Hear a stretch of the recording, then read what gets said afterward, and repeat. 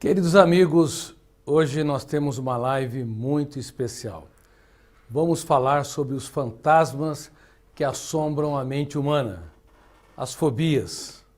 E você tem de saber, como primeira ferramenta de gestão da emoção, que a mente mente. Ninguém conta mais mentira para o ser humano do que a sua própria mente. Mas você tem de entender que ela mente porque ela tem características muito complexas, particulares. Por exemplo, eu te pergunto, o pensamento, ele é real ou virtual? Essa é uma grande tese. Aliás, mexe com toda a dinâmica das relações interpessoais, mexe com a relação do ser humano com ele mesmo, mexe com a validade da ciência, mexe com as nossas verdades. O pensamento, ele incorpora a realidade do objeto pensado ou ele é uma interpretação dessa realidade? Quando um pai dá uma bronca ou critica um filho, e isso não é muito elegante, ficar criticando ou dando bronca, o pai tem que conquistar o coração, tem que aprender a falar das suas emoções, inclusive dramáticas, para que os filhos também aprendam a falar dos seus dramas. Os parceiros têm de desenvolver uma relação emocional inteligente, onde eles deixem de ser apontadores de falhas para serem celebradores dos acertos uns dos outros.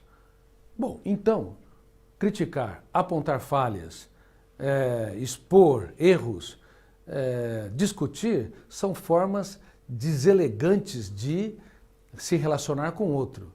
E uma forma deselegante de relacionar é achando que a nossa mente produz pensamentos que são verdadeiros para julgar, para esquadrinhar, para entender a realidade do outro. Queridos amigos, o pensamento nunca foi real, concreto, como sempre a humanidade acreditou. Quando você vê uma mesa que tem, por exemplo, de madeira, trilhões de células, celulose, e que a constitui, você disseca, conceitua, você define, mas nunca incorpora a realidade do objeto. Quando você conversa com sua esposa ou seu marido, namorado ou namorada, parceiro ou parceira, e você aponta uma falha, a sua maneira de interpretar, o seu raciocínio, o seu pensamento não incorpora a realidade do seu parceiro ou parceira. Um psiquiatra, por mais habilidade que tenha, ele não consegue incorporar a essência intrínseca de uma crise depressiva. Ele não consegue incorporar a fobia, o drama, o desespero de um paciente. Ele interpreta, reitero, conceitua, discorre no seu pensamento uma série de análises, mas entre o psiquiatra e mesmo um psicólogo clínico experiente e um paciente, há um anti-espaço, há um espaço infinito. E nós não sabemos disso, porque não entendemos que o pensamento é virtual. Elevamos o tom de voz, sabe por quê? Porque achamos que o pensamento é verdadeiro, capaz de mudar o outro, sem entender que nós entendemos o outro a partir de nós mesmos. Pressionamos, criticamos. Tem algumas pessoas que bradam, você não me reconhece? Todos esses comportamentos advêm de um conceito doentio, pobre, de que o pensamento humano, ele tem concretude, ele incorpora a realidade do objeto pensado. O que isso tem a ver com as fobias? Tem muito a ver com todos os fantasmas que assombram a mente humana, todos os vampiros, entre aspas, que sangram a nossa emoção e nos levam a perder o prazer de viver, a tranquilidade, a homeostase, o autocontrole. Como o pensamento ele é virtual, eu posso transformar um elevador num cubículo sem ar e desenvolver claustrofobia. Como o pensamento é virtual, Tem pessoas que têm a tatanofobia, medo da morte. Estão ótimos de saúde, mas vislumbram na sua psique a possibilidade de morrer e até desenham-se num caixão e as pessoas ao seu redor vivenciando o drama da sua perda de vida. Há pessoas que chegam perto de um parapeito de um edifício ou então perto de uma sacada e sente que são atraídos, vão morrer ao cair do prédio porque se sentem atraídos. Na verdade, o pensamento virtual cria a fantasia de se atirar, e, consequentemente, a mente desenvolve o cárcere mental de que, naquele momento, a pessoa vai despencar daquele edifício e sofrer politraumatismos. Acrofobia é mais um exemplo de que o pensamento é virtual, não incorpora a realidade do objeto pensado. Me lembro de uma das minhas pacientes, ela foi sequestrada. Bom, o drama de estar no cativeiro é indecifrável. Porém, o maior drama dela não é estar num cativeiro. O maior drama dela era encontrar aranhas no cativeiro. Ela tinha aracnofobia. Aracnofobia é, portanto, o medo de animais peçonhentos, aracnoides. Tem pessoas que só ao ver uma foto de uma aranha ou ao vê-la distante, já entra em pânico, porque naquele momento a mente mente, ou seja, detona o gatilho, que é o primeiro fenômeno inconsciente que entra no processo de construção de pensamentos, abre em milésimos de segundo uma janela que tem o medo de ser envenenado por aquela aranha, o volume de tensão é tão grande que a âncora da memória, que é o terceiro fenômeno, primeiro gatilho, segundo janela traumática, terceiro a âncora, se hospeda naquela região, é aquele ser humano, que pode ser um médico, um enfermeiro, pode ser um advogado, um trabalhador nas empresas que opera máquina sofisticada. Naquele momento, aquela pessoa perde completamente o controle das suas reações. Por quê? Porque o pensamento é virtual e gerou uma série de fantasias que sequestrou o ser humano no único lugar que ele deveria ser livre.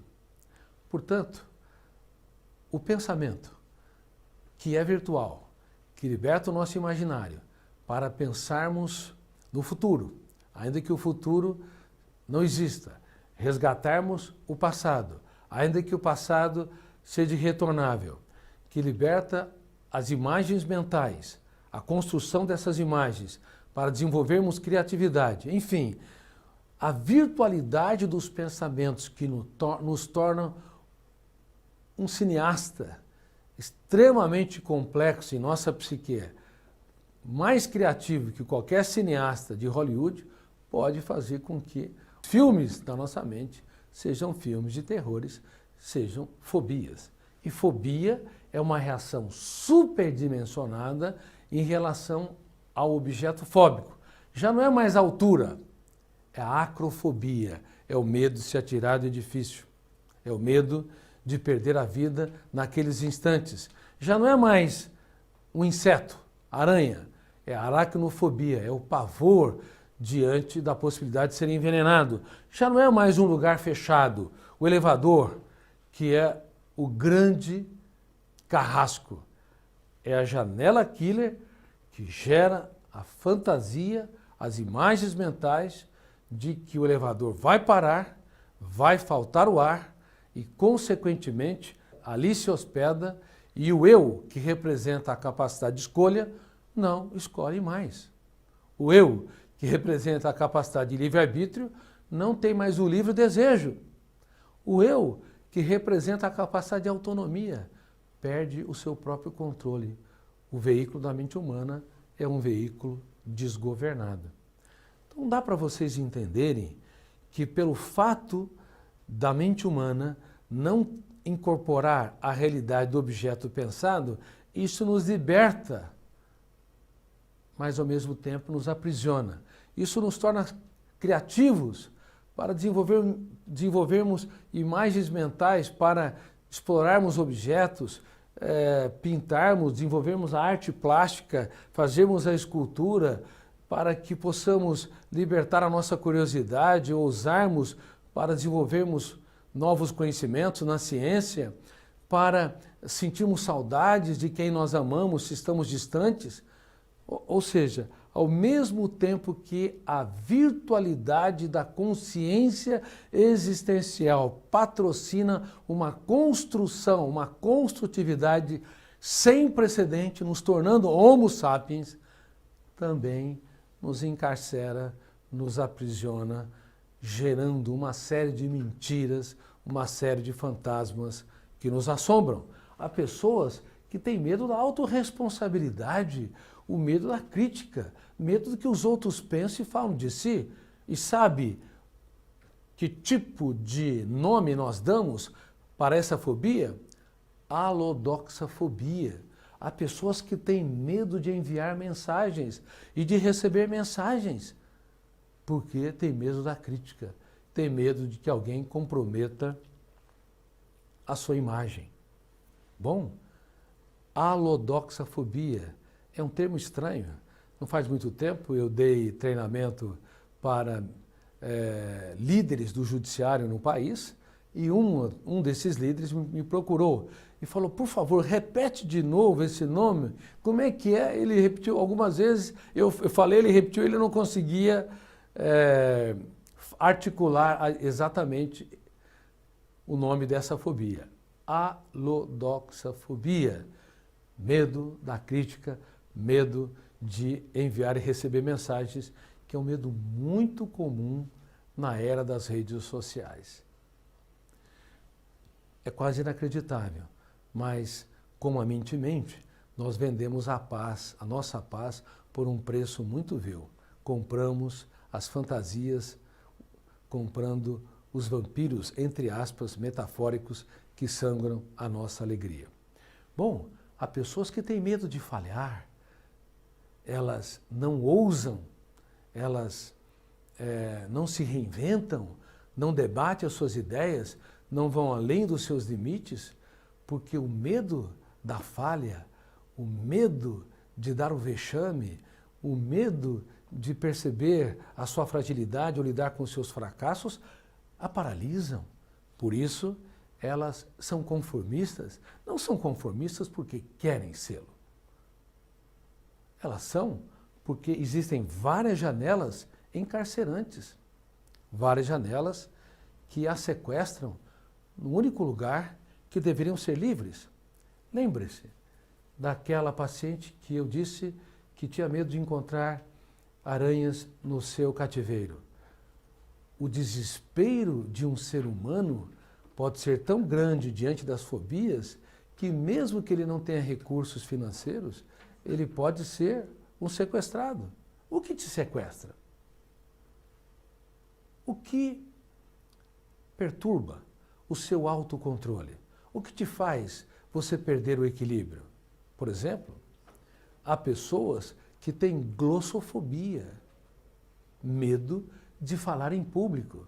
Tem uma capacidade incrível de articulação das palavras, por exemplo, tem conhecimento notável, mas quando estão diante da plateia, essas pessoas não entendem que não há apenas a plateia diante deles e as janelas ou os arquivos que contêm o conhecimento que sabe de cor e salteado. Consequentemente, por não ter um conhecimento mais profundo, uma noção, uma consciência mais adequada e penetrante do funcionamento da mente, não sabe que um bocejo ou alguém que saiu para o banheiro pode detonar o gatilho da memória, abrir uma janela killer e não abrir as janelas que contêm o conteúdo que ele vai ministrar na palestra ou na conferência, e essa janela traumática ou killer se torna ladra, rouba a sua tranquilidade, a sua autonomia, a sua fluência. Por isso que muitos notáveis seres humanos arrastam a sua glossofobia e acabam não se tornando brilhantes professores, brilhantes palestrantes, brilhantes líderes de equipes, não porque não têm capacidade, mas é porque tem janelas sequestradoras, janelas ladras, cujo volume de tensão é capaz de bloquear milhares de outras janelas e, consequentemente, não patrocinar a capacidade de dar respostas inteligentes nas situações estressantes.